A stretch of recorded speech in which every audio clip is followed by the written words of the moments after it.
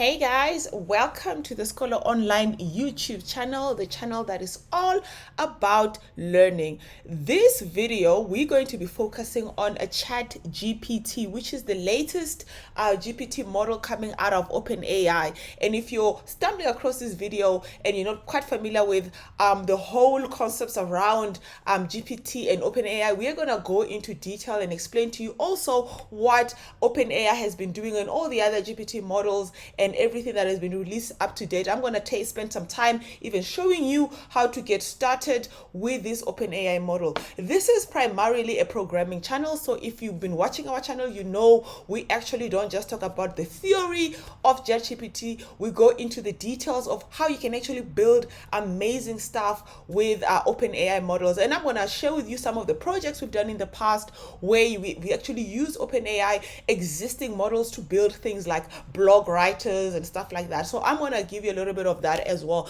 But let's get through the admin first before we get started. On this video, make sure that you like the video, all right? So at the bottom of the video, press that thumbs up button because it really helps us with our YouTube algorithm. When people watch our videos, like and interact with the videos, it sort of gives the video a little bit of a boost and more people can get exposed to the video. And also, just underneath the video that you're watching, just click that show more. It's not always so obvious. It's like a hidden button, but we take a lot of time and effort in describing the videos that we do. So all the links that I'm going to be talking about, if you see me accessing a link, I'm going to put that link in the description below, and if you click that show more button, you'll be able to just link directly to the sections and the parts of the internet that we're going to be referring to in this video, so you don't have to research for those links again. And we will also have timestamps if the video gets long, so that you can skip certain parts of the video. You don't have to watch the entire video. Just go to the part of the video that's interesting to you. You can read about the part and then click on the timestamp and it will take you directly there. And then there's also some useful links as well.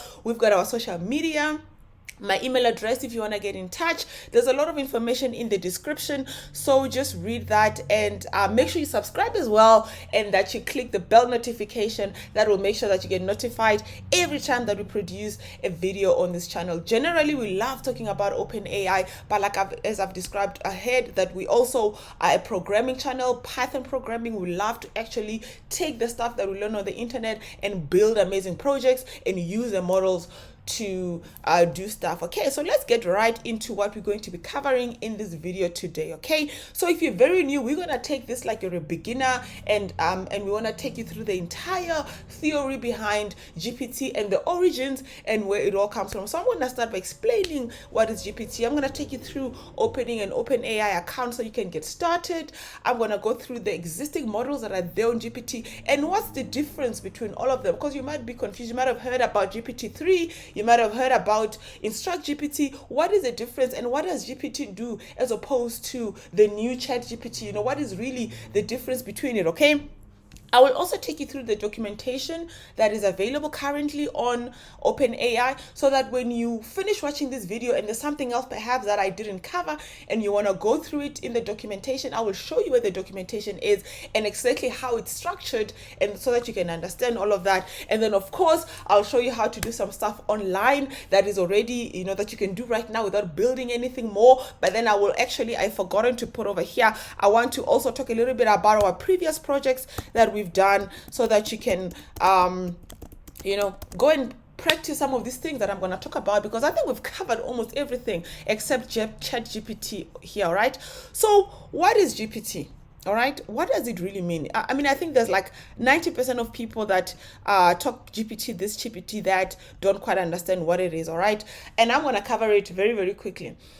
GPT stands for Generative Pre-trained Transformer. So what it is like a pre-trained model that is a transformer model. So if you understand what a transformer model is, it's sort of like it's a whole field of AI within AI study, artificial intelligence, where they use language transformers to generate text. Okay, and there's different types of it. Actually, maybe let me just take you through my channel and I'll show you some of the videos you can go watch to get more information about certain things. So I've actually done a video where we talked about generative transformers and all the transformers that are available online, and specifically Let me just stop this. It's making noise in the background. And you can, and there are transform models that you can use outside of the OpenAI that you can use without the, the getting logged in and whatever, because it's just a transform model is just a model that's available online,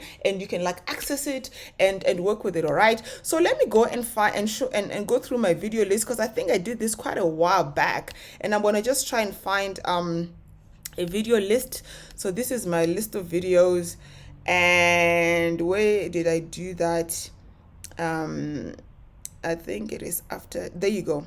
Okay, generative language transformer. Okay, so I'll put this link as well in the description. Okay, so this video over here, I think I did it 12 months ago. All right, I spend a lot of time in this video explaining what language transformers are and giving you some examples of language transformers you can use outside of the GPT-3, for example, GPT-2, right, and other GPT models that are available online. What I also demonstrated in this video is that the difference between all the other GPT models that are available on the internet and GPT-3 at the time was that GPT-3 was way more advanced. Okay, so in summary, it was way more advanced. It would generate better text, more detailed and more accurate text. Some of the older transformer models were very, very crude, but then watch this video if you want to learn more about the history and the background and what other models are there around GPT and what you can do with it, because some of it have less restrictions than GPT-3. However, they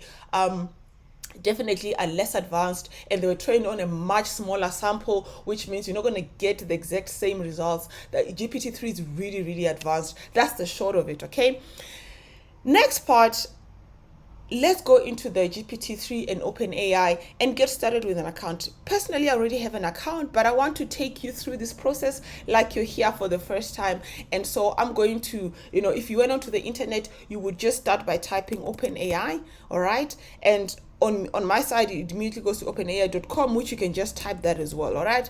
openai.com. But again, I will also link this in the description below, which means that you'll be able to just find it and link directly to it. So this is the company behind OpenAI. OpenAI is actually a company that was put together by Elon Musk and a lot of other people a long time ago. The whole point behind it was, let's make AI accessible to people, because back then it was a nightmare trying to get into AI. The companies and businesses that were able to build AI models, you required a lot of knowledge to understand, mathematics, to understand artificial intelligence, to understand all the current, all the variables that go into building an AI system. And then you required a lot of data to be able to even train a model. So if you think about it, a typical small business or a typical you and I on the internet back then would not have the capacity to even attempt to try and build our own AI model. So the only companies that ended up being able to do that was Google's and the Facebooks of this world. And then you never knew what they were doing with those AIs. So I think OpenAI came out and say, that's why it's called open. They tried to make AI open, okay? They tried to say, okay, fine. How can we build AI models that we can make accessible to people and open it, and people can access it via an API, all right? API stands for, what is it? Something programming interface. Basically, it's just you can access a model that is being run on someone else's system, right, through a programming interface, all right? And you can give it instructions, and then it will run the model in its own system somewhere online, wherever it is based, and it will just give you a response. So you don't have to build the model, you don't have to train the model, you don't have to host the model. The amount of hosting capacity you would require, somebody else does all of that, and OpenAI do that, and they charge you. Of course, it's not free. You can register online, and a lot of the GPT models, you have to pay for it, but the price has been reduced quite significantly the last couple of months, I think by order of magnitude of 10, right? I'm paying like less than 10% of what I used to pay before. So, it's really become affordable for you to be able to use it for your own in-house projects, or even build websites like Copy AI websites. And I think ultimately that's where we want to go to, is how can we use it to build stuff that we can make money out of, right? So that's the long and short of what OpenAI is. So if you get to the website, this is what it looks like, all right? At the top over here, obviously, is a navigation bar, and you can immediately see ChatGPT is, you can like navigate straight to it, but we want to go into opening an account and getting started. So you want to click on the API, All right. And it will take you to this page over here where you can get started, and then there's a login and a sign up button. All right, the sign up button is where you need to go when you're coming here for the first time, and it's very, very simple. I think if you're watching this video on YouTube, you are familiar with how you can sign up for an online account, and it works exactly the same. You just enter your information, they send you some sort of email to verify your your email, and so obviously you have to give them a correct email address that you have access to right now, something like a Gmail. If you don't have one, you can just simply open a new Gmail account, and then they will send you a link, and then you just click on it, and then just remember your password, and then you're good to go. All right, so I'm not going to cover that because I think that's really basic stuff. You understand how to do that. So assuming you can even immediately log in with your Google in case you didn't want to go through that process, which is even easier. So it's really up to you which process you use. But I've already created an account, so I'm not going to create a new one because I've created quite a bit in these videos explaining to you how to get started. So if you really want to go through the process of getting started, and you want to do this with me, I've got a video where I do it. So if you go back into my videos, I think let me click this button over here. I think one of the first videos I did on OpenAI, this one over here about a year ago, OpenAI Basics, is between this one and the next one. I take you through the process of actually creating an account, and you can check one of those two videos on my feed, and then you can just get started. So once you log in, this is what you will see. All right, you will see at the top your name. Right, you will land on a page which has some examples of stuff that you can build, but this will overwhelm you at the beginning. All right, so I'm not gonna even try to go into all of these and the quick start tutorials. I'm gonna take you through step by step according to the way we've planned this. All right, so the first thing is we've created an account, and now let's go through the models. All right, these are the different models that they've got, and this is where you can read about it. Okay, so perhaps what I will actually do is that I will maybe take you through the documentation walkthrough first, because that will be easier then to explain the other different models that they've got once we've gone through the documentation. So if you look at the top over there, next to the overview, there is the button that says documentation. I'm just going to open it in a new tab. All right, we are programmers, hence I'm taking you through the program. This is a programming channel, and so we sort of already leaning towards how to use this model for programming purposes. Okay, if you go to the documentation, you can obviously navigate through the left over here. All right, and then whatever you click on, you'll be able to see the detail of it here. All right, you've got your overview, your quick start tutorial, which helps you get started immediately with OpenAI. All right, and the best way to immediately get started with OpenAI is obviously using the playground. You'll see in a lot of the videos I do both playground and coding, because I use the playground to get my prompts right, and then I code inside of Python once I've figured out what exactly I want to achieve using the playground. The playground is like an online it's an online platform where you can immediately access the models. So I'm going to also open it in a new tab. It's an online place where you can just immediately access the model and do whatever it is you want to do with it, and get a response right now in front of it. For example, if you go to the playground over here, the way it's structured is that you will see over there is some of the things you can edit and change around the model. You can click over there and you can see all the different models that you have access to. All right, let's say we say show more models. You can see all the different models that are available. And then you've got the Codex models as well. These are the code producing models and so forth. So I'll cover a little bit of what all these models are later on, okay? And so that's what what we call it, the online playground is all about. But let's go back to the documentation. All right, now these are the different types of high level things that you can do with OpenAI. Even though you see over here, if you look at the list of models, you'll see there's there's quite a bit of it, right? They are different, right? Some of these are over here at the bottom. These are the Codex models, are the ones for producing code, and the ones at the top are all the Instruct models. So the OpenAI APIs are divided into, let me see, is it 3 or 4 main types? Yeah, they are divided into GPT models, GPT-3 models, all right? GPT models are the original models that were produced right at the beginning when OpenAI started. So if you open the button here that goes down, the drop-down menu, the GPT-3 models are these ones. ADA, Babbage, and ADA, Babbage, Curie, Da Vinci, right? These 4 models are the GPT-3 models. Initially, when I started with this playground, when you open this drop-down menu, these were the only 4 that you saw. They were the first ones when GPT-3 started about last year, a year ago, when I started with this, okay? So, and before this, we had GPT-2, right? But the GPT-3 is these ones, all right? They are still quite capable, right?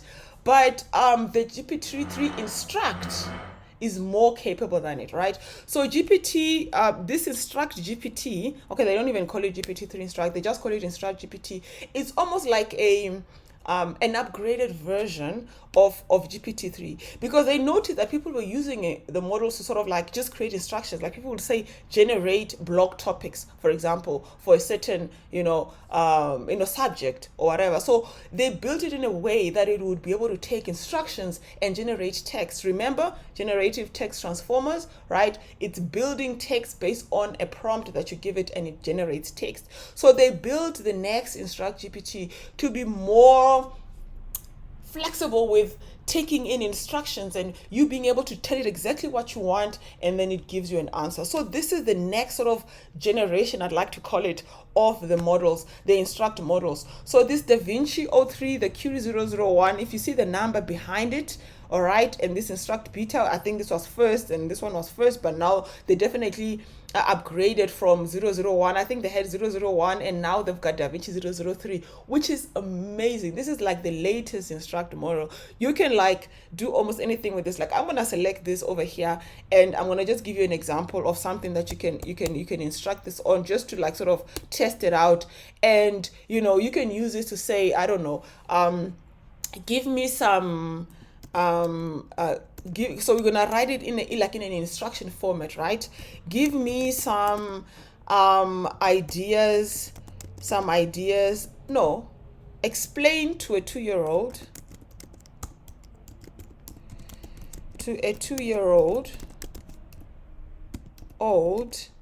I don't know, rocket science.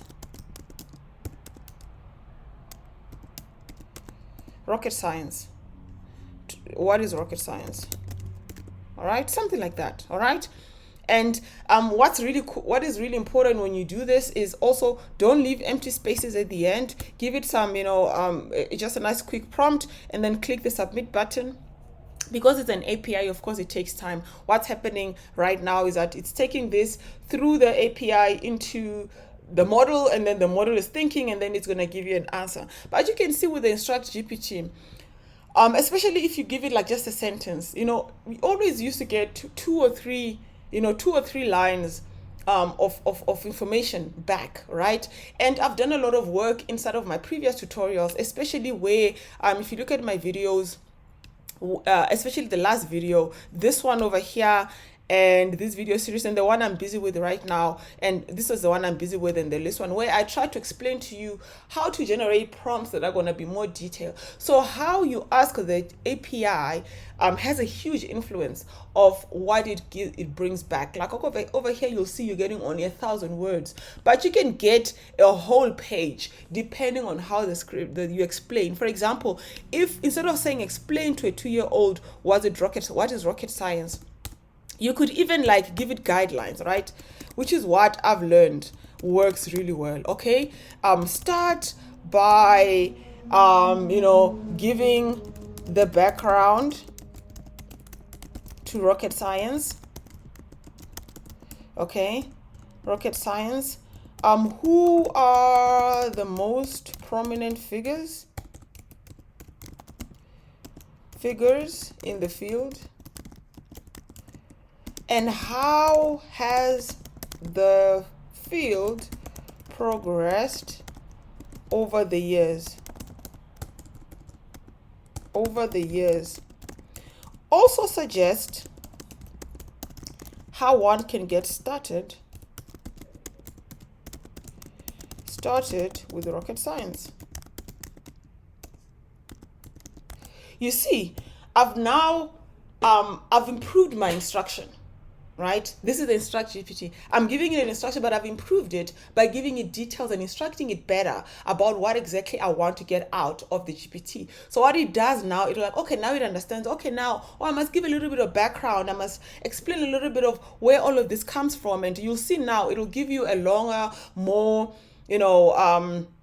detailed explanation of exactly what you want. So it's not just enough to increase the word count over here, all right? Sometimes you have to, improve your instruction, right? And you can do even more. You see, now I've got 3 paragraphs. It returned 3 paragraphs instead of 1. And it actually covered a little bit more of exactly what I'm trying to get out. It's answering the question of what is rocket science? It's a study of rockets and how they work over the years, how it got better. It even has some, you can even suggest, it gives you some names of people that are popular in the fields. So if you had to do a school assignment, for example, you could instruct it exactly how you want it to structure the report. Start with an introduction, and then after the introduction, explain what you're going to cover in the report. Then in the discussion, this is what I want you to discuss, and then conclude here and there. You'll be surprised what you can get InstructGPT to do if you can formulate the instruction properly, right? So this is all I wanted to cover with respect to this type of a model.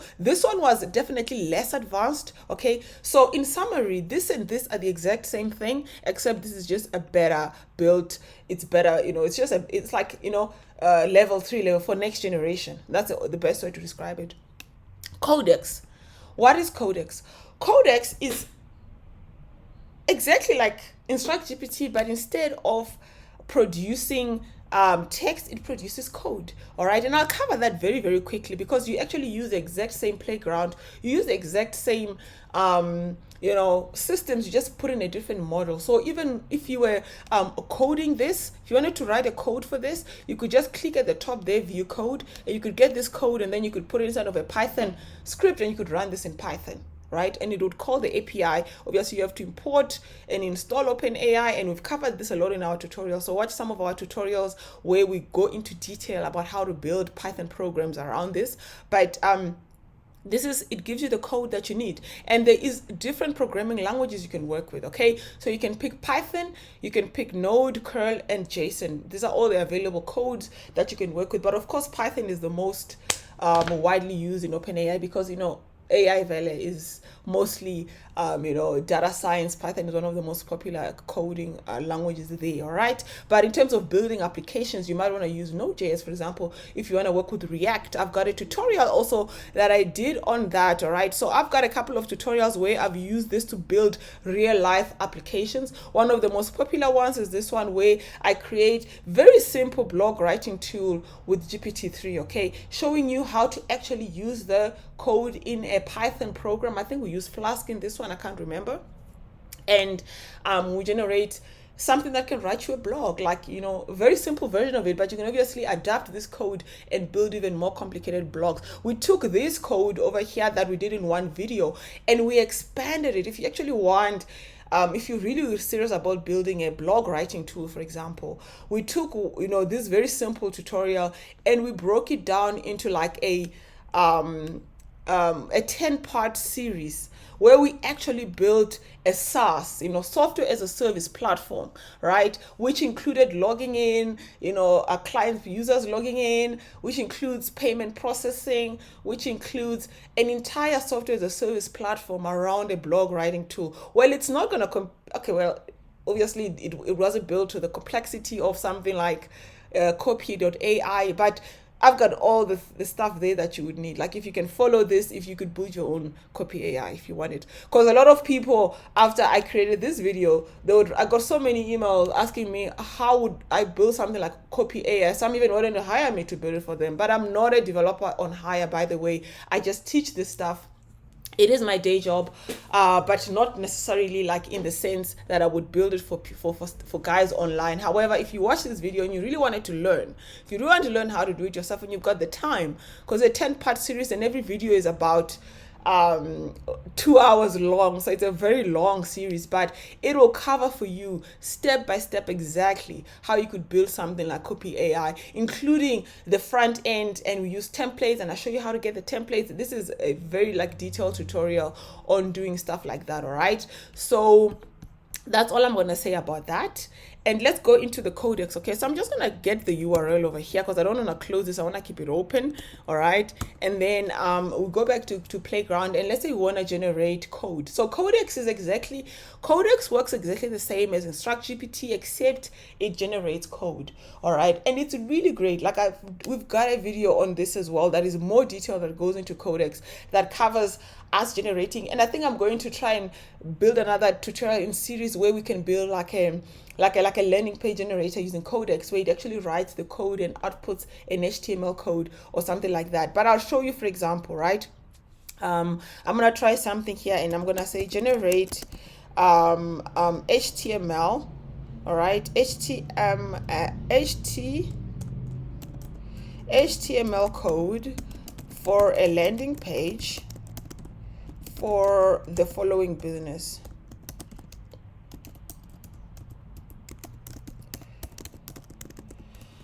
Okay, business name. I'm gonna call Scholar and Associates.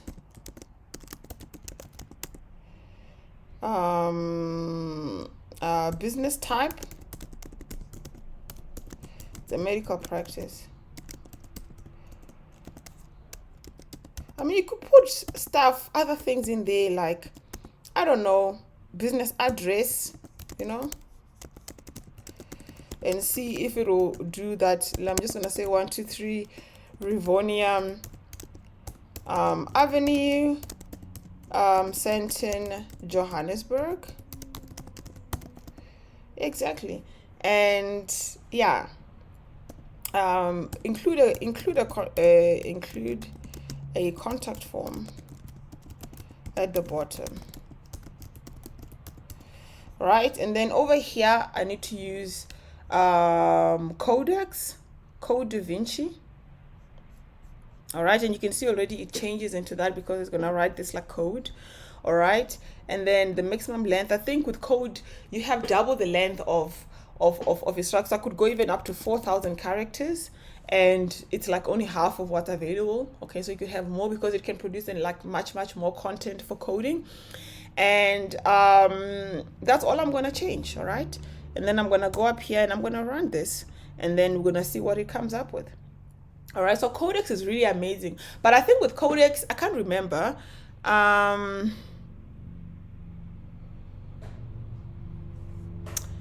Okay, so let's make it 2000.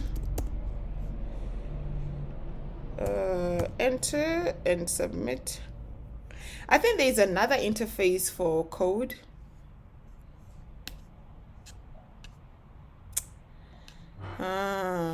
Let's try again. I'm saying generate HTML. Okay, let's try again. It should generate HTML. Okay, I know what it needs. All right, I'm gonna go and I'm gonna open a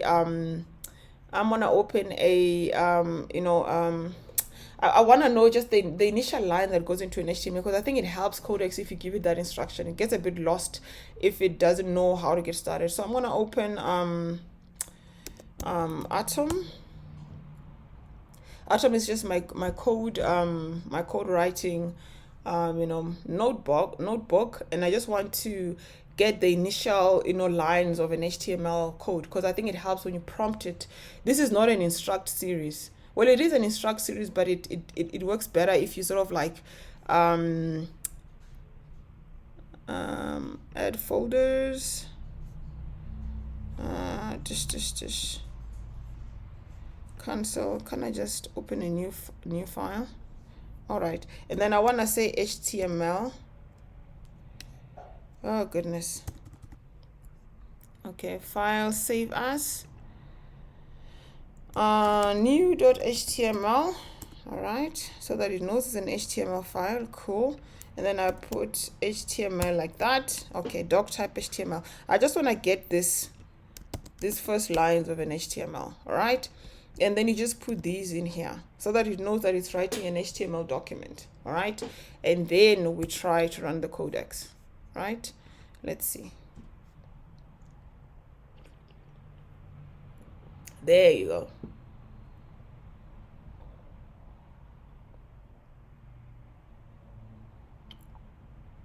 All right. So it's still writing.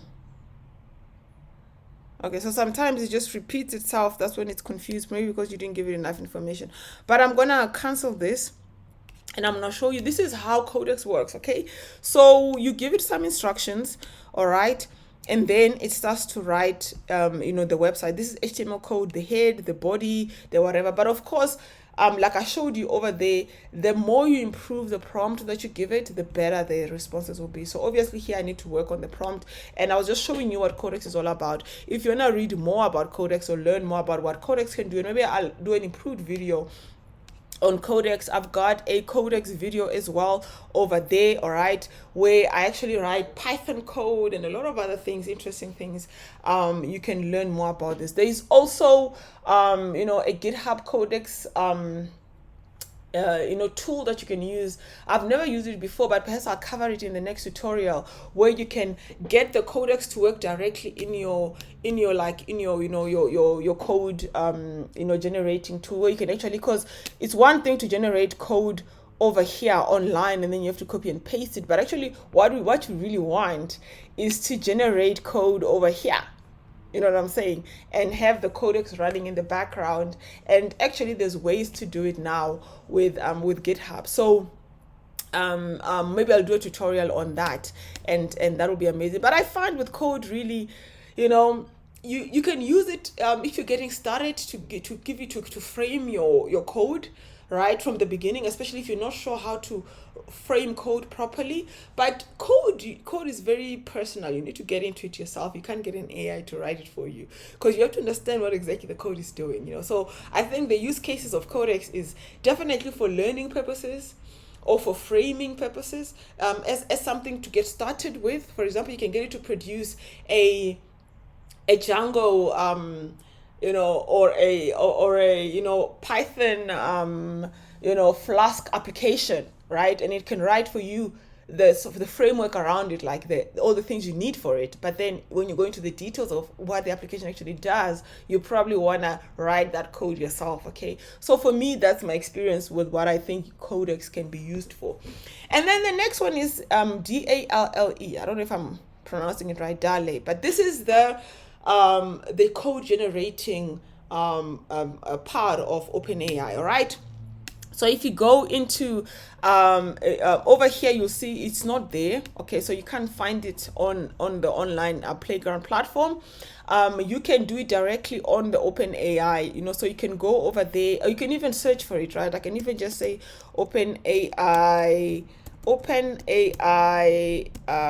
DALLE2, DALLE or something like that. Yeah, and it will take you to DALLE2. And it's online image generation, okay? And you need to get approved for this, by the way. So this is not open to everybody. You need to log in, and the first time it will say, okay, cool, we're gonna submit whatever, and we'll let you know if you can get access to it. But I think when I did it, I got access within a day or two. It's really not complicated how to do it, okay? But what this is you can generate images, like artwork that never existed before, because people think you can also edit existing artwork. Like if you had a picture and you wanted to remove a background, or you wanted to change the background, I mean, there's amazing stuff you can do with this. And what I like about it is, I think the online system that I've used was limited to square images, and I've just noticed today that I was going through the documentation that there is an API for image generation, and it will send you a link, and then you can get the image from that. And I'm so excited to try that out, and I will definitely do a more detailed tutorial on it. But if you want to learn more about the online DALLE2, which you can just use to generate very, very interesting images that you can use. I see so many applications for this, right? Because and the most useful one is, when you're building websites, especially like myself, I do a lot of websites, right? And half the time I have to browse through so many online places to look for images, and some of the images are not right. Some of the images have already been used in other places, and you're using an image that has been used somewhere else. And this is going to be so cool in generating images that have not been used by anybody else anywhere else, that you truly describe what you want. Okay, I see this for, people using this for NFTs. You can do a lot with this. I'm excited about the image generations, but I don't want to go into detail on it because I think the video is now already getting long, which was not my intention. I wanted to stay below 30 minutes this time because it's holiday season. But I'm just going to direct you to a video you can watch if you want to learn more about DALLE2. Okay, and it's a recent one. It's over here. And I take you through the online DALLE2 platform where you can generate the images online and download it and stuff like that. However, what I will do in future, and this is why you want to get subscribed with the notifications on, is that I am going to do the API version of this, okay? Because at the time when I did the last video, the API wasn't there. So this is new. So now you can actually access DALLE2 via the API, all right? And I'll cover it through the documentation. So, and I think for me as a programmer, as a programming channel, that's what we want. Of course, we want to do the stuff via API and want to generate the image and have it sent directly to our website and blah, blah, blah. So I'm going to show you that. But that is what DALLE is, all right? So these are all the models that currently exist inside of GPT. And ChatGPT is a new one, right? ChatGPT is a new one, and I just want to explain what is the difference between ChatGPT and all the other existing models. Is number one, ChatGPT, in my mind, and I'm going to just tell you this from my experience, ChatGPT is another generation advanced version of the InstructGPT, right?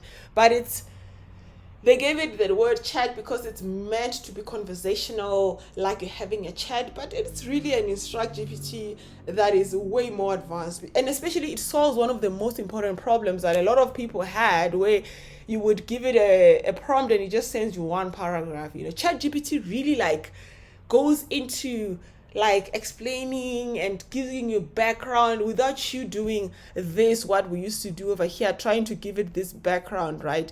ChatGPT can almost produce this 3 paragraphs with just this one line.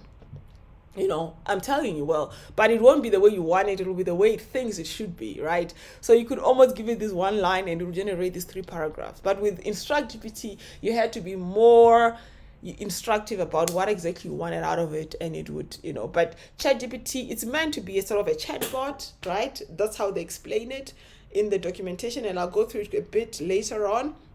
But it's really just InstructGPT that works better in my mind. Okay, so let's go through the documentation, all right? And I'll put also the link of the documentation in the description. But it's very, very important, especially for us programmers, to understand the documentation, because you have to be able to you can watch my videos and you can watch a lot of the YouTube videos, but nothing will ever cover every use case that you want to build for yourself. Ultimately, the skill and the art of being able to read documentation is one of the most important skills of a programmer, right? So I'll give you the structure of the documentation. Obviously, most documentations have a quick start.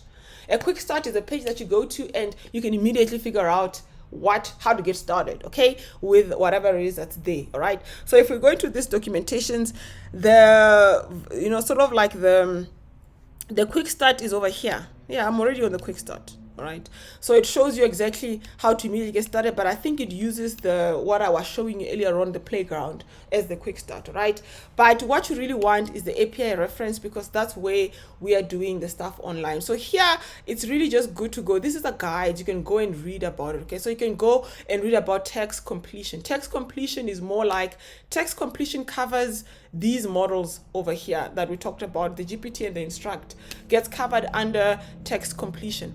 And here it also explains to you how to do the prompt design and all of those things that I've been explaining. You can read about it in your own time to understand how you can do all of that.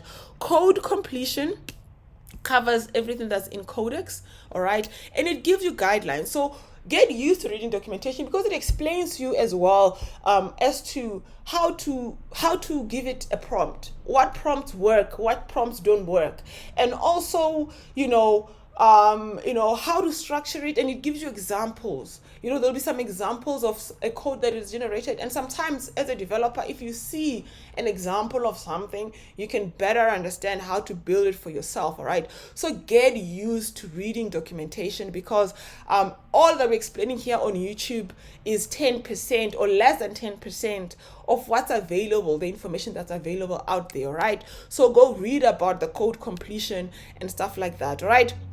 Now, best practices. When I did code generation, I really had to to go through all of this, because sometimes, like for example, this trick that I learned, that it helps to actually give it like a a one liner to start. I learned this because I read the documentation, that you get a better prompt. So you would not know this if you didn't read the documentation. Okay, now you know it because you watched the video. But what if you never? I did a different example. My point is, to truly understand the system, you gotta read the instruction manual. Documentation is like the instruction manual. You gotta go read about it. Okay, and then image generation. This is also fairly new. You'll see it's still in beta.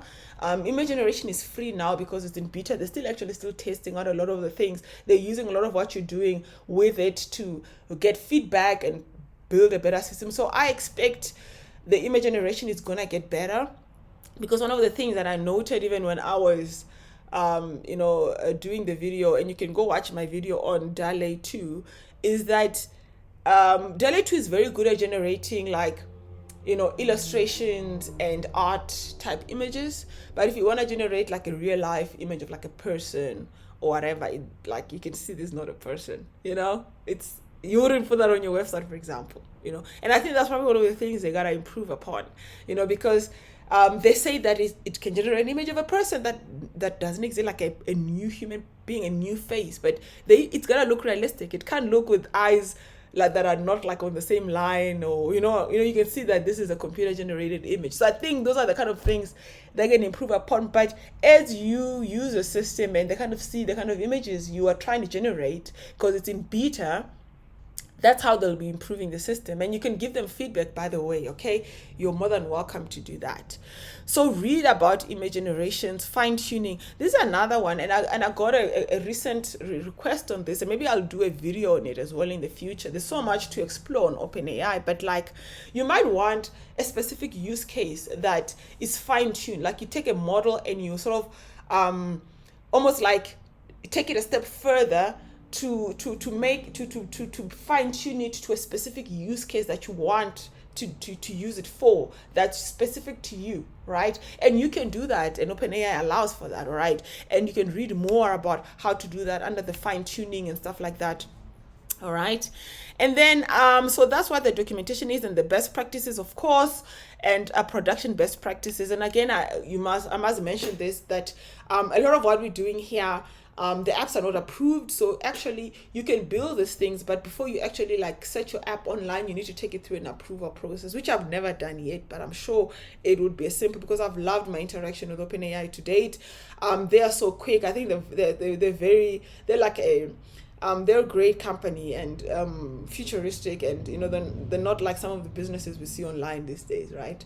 So I'm sure taking your app live is not going to be like pulling out thorns, but definitely once you're ready to, once you've read the safety best practices and you're ready to take your app online, read through the production best practices. Okay, the API reference is now is where we developers go. Of course, I recommend you start with the guides, but after you've read the guides, when you're ready to build, this is where you get started, because this gives you the code that you need.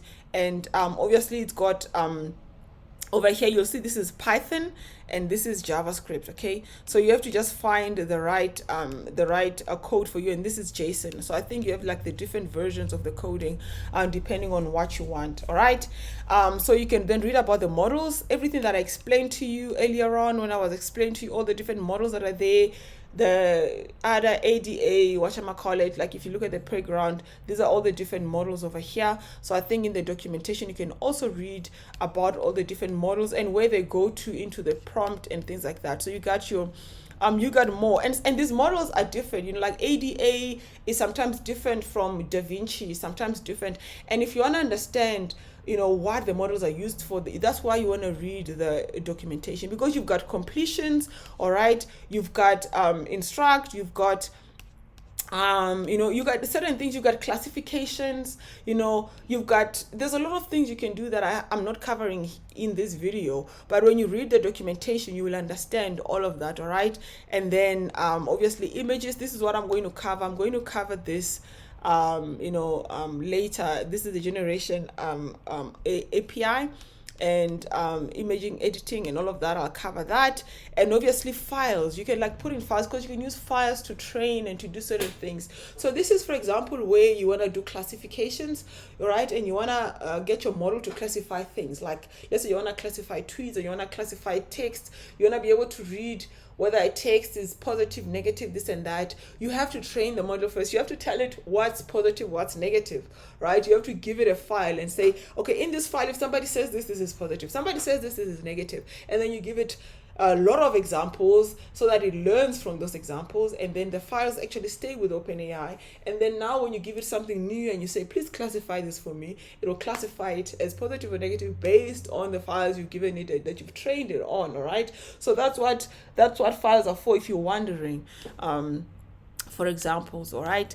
And there's a lot, okay? There's a lot in the documentation, but take the time to read it. I don't want to spend too much time on it, but definitely, you know, go through it. It's very, very important. I think I've already covered the online playground, and I've already covered the previous projects, okay? So I think this is, the only thing we haven't covered is the ChatGPT online. Yes, oh my gosh, okay. And that was the whole point of this video, right? So ChatGPT, how you access it is nowadays, if you go to OpenAI, right at the top, there will be ChatGPT, you know, almost on every page. Immediately when you get started, immediately when you click OpenAI, you will, you know, you'll be able to see ChatGPT at the top, but this is not going to be here forever. So maybe you're watching this video 6 months from now, and this is no longer at the top. There's a new GPT they've released. I don't know, maybe, I don't know.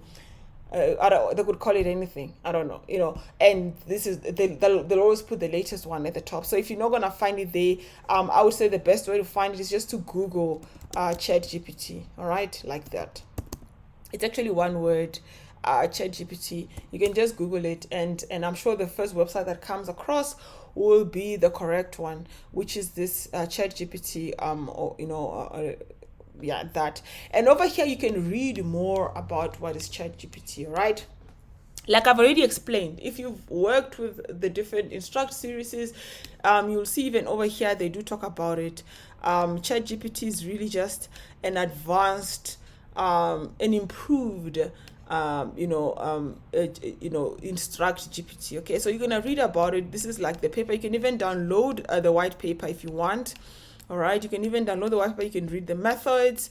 You can read about some of the limitations around it. You know, sometimes, you know, the main one is obviously it was trained only up to 2021. This is the most important limitation, because if you're going to ask it something like who's going to win the World Cup now, it's not going to give you an answer. It's going to say, well, I don't know. And it hasn't happened yet, and it doesn't have live information, so you can't say live right now, you know. So it's not really a search engine. You can't say give me links to this current website. It's not connected live to the internet. It only has data that was available on the internet up to around 2021. So if you asked it, for example, who was the president in 1960, for example, it might have the answer, but it might not have the answer as to who's the president today, you know.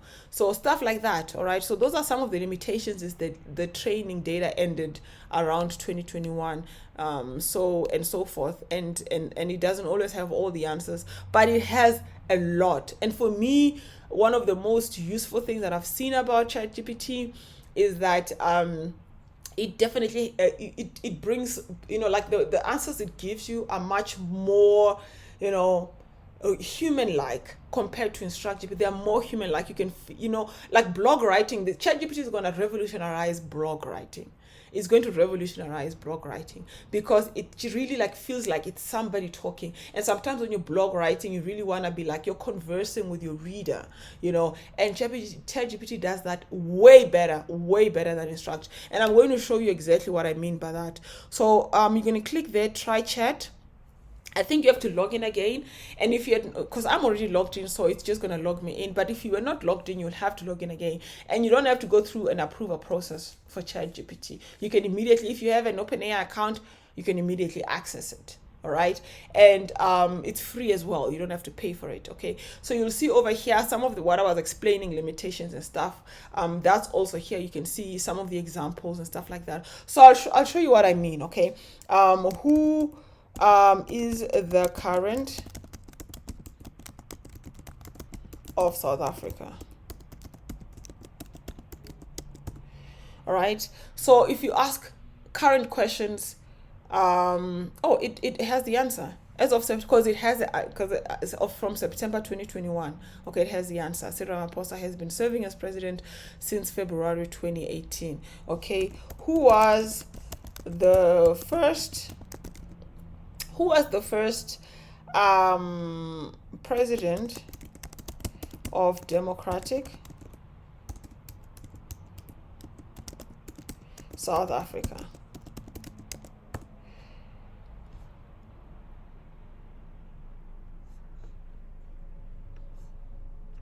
Okay, I'm just going to copy that and paste that again. Who was the first president of Democratic South Africa? Let's see. Too many requests. Please slow down. Okay. Generate. Okay, so it doesn't want to answer that question. All right. Who was president of South Africa in 1994? Okay. All right. So maybe I need to give it a break. Maybe I need to refresh the chat. All right. And I'm going to ask again. I really want you to answer it. Okay. Who was the first elected Democratic of South Africa? Because if it doesn't want to give you an answer, it's supposed to say, I don't want to give you an answer. So too many questions. I don't know what that means. Actually, I'm experiencing that error for the first time, which is very weird. And I suppose there's a kind of feedback we need to give the guys, right? Because I don't think I'm asking too many questions. I literally asked 3 questions, all right, since I logged in here. So let's see. There you go.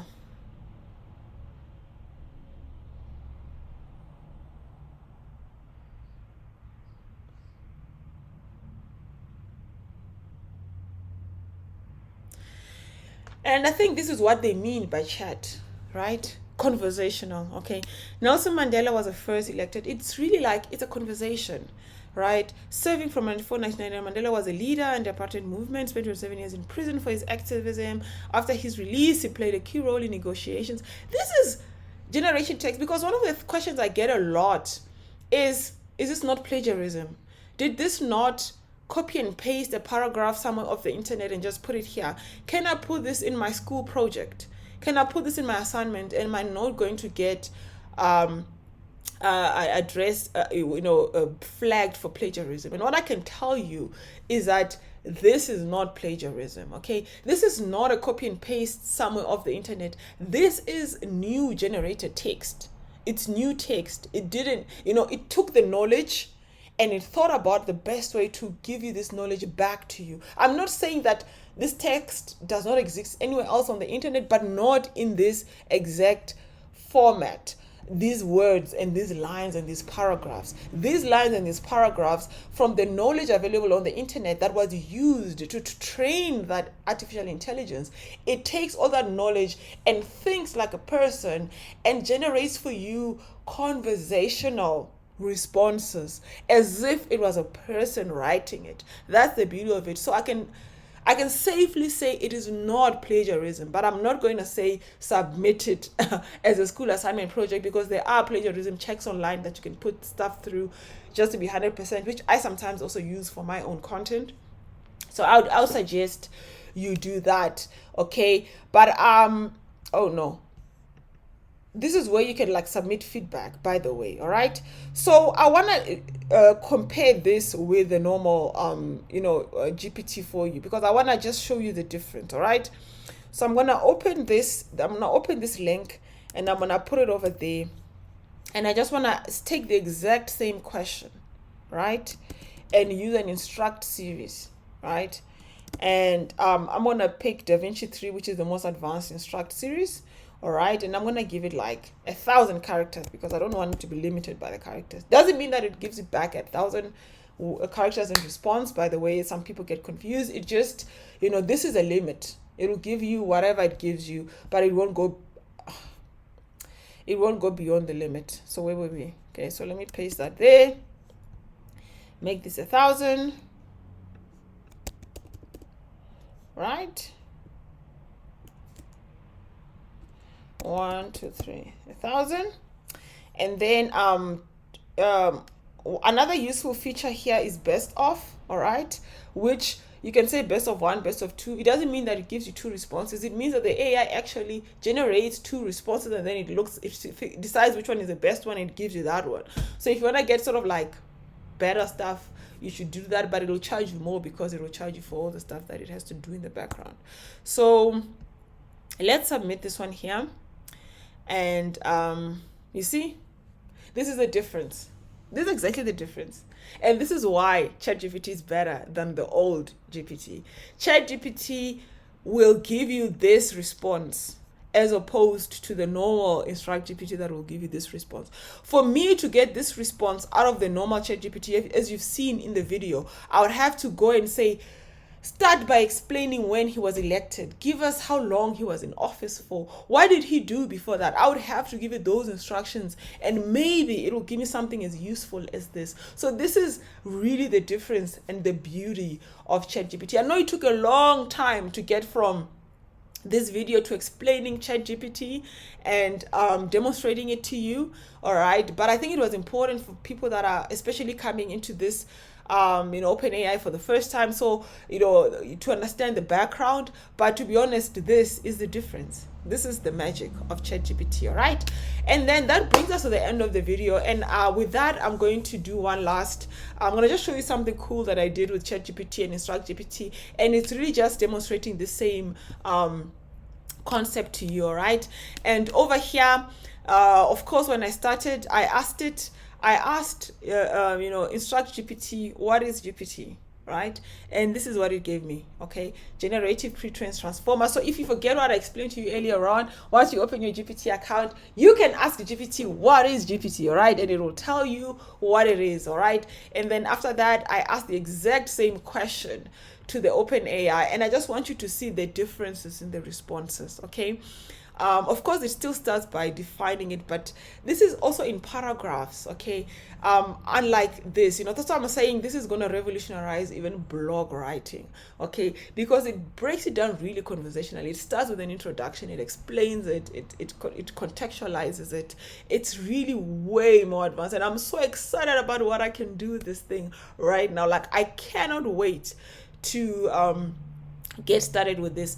Obviously, because this is a programming channel, I know what the obvious question is going to be: where is the API? Okay, where is the API for ChatGPT? Currently, it's not there yet, but I expect it's going to be there very, very quickly. Like, it's going to be here in the next couple of weeks, if not days. Probably like by the time this video goes up, a couple of weeks later, there will be ChatGPT API, because it was the same thing with DALLE. The first time I got there, the API wasn't done yet. You could only do it online, but then the API was done immediately in a couple of weeks. Currently, there are ways around it. There are ways around it. You can get videos online on YouTube showing you some other Python wrappers. They call them wrappers because what they actually do, they just use the online system and they scrap it, but they wrap it inside of a Python program so that it feels like it's generating the text in the API. Personally, I would not recommend the use of wrappers because I know that API will probably come up with I know that OpenAI will come up with the API very soon. So I would actually just wait for the API to come up and then use it, because if you're going to build a program and build an entire application, it's something you're going to be using for the next couple of months or years. All right, so instead of using a wrapper around it, because a wrapper is a library maintained by another person, you don't know if they will keep up with the, OpenAI changes so much. Like I tell you, like you have to come here all the time to see what's going on. One day I came here and they only had DaVinci 001, and the very next day they had 003, and the very next day there was, like it's always changing. So if you're going to depend on a wrapper, you're going to have to sort of depend on guys always keeping their code up to date, and sometimes it's a challenge, right? So I would recommend you actually just wait for the API to come out. Currently it's not there yet, but as soon as it comes up, stay subscribed to this channel because you will learn about it first right here on this channel. Okay, and I can't believe this video went a whole hour long. Okay, but thank you guys for watching. Enjoy your holidays. I'm excited about what you're gonna go out there and build with OpenAI. I'm excited about what I'm gonna build with OpenAI, and we'll see you again next week.